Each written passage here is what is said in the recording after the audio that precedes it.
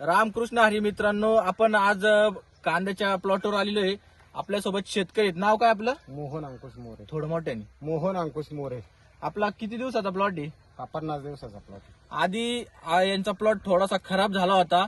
आपण ट्रीटमेंट केली ना, आता कसा झाला ते त्यांच्याच तोंडून ऐकू. तुम्ही सांगा आता आधी आपला प्लॉट कसा होता? आधी हे बघा इथे कांदे आहेत दाखवायला, असा प्लॉट होता एकदम पिवळसर आणि कांदे आहेत ना खराब म्हणजे पाती खराब होत्या त्याच्या, असा कांदा होता पहिला.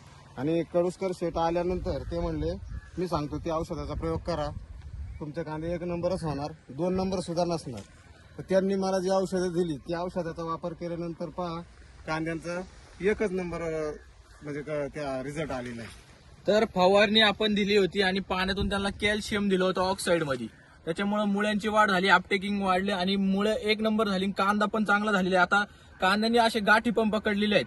पण आधी त्यांना वाटत होतं की कांदा पूर्ण जाईन, हे लोक हसत होती. पण तीच लोक आता बघून जाते. त्यांचीच रिॲक्शन मी आता ऐकली, त्यामुळे म्हटलं आज खरंच व्हिडिओ बनवायला पाहिजे की बाबा शेतकरी खरंच सॅटिस्फाय आहेत, म्हणजे खूप आनंदी आहेत की त्यांना आपला रिझल्ट भेटलाय.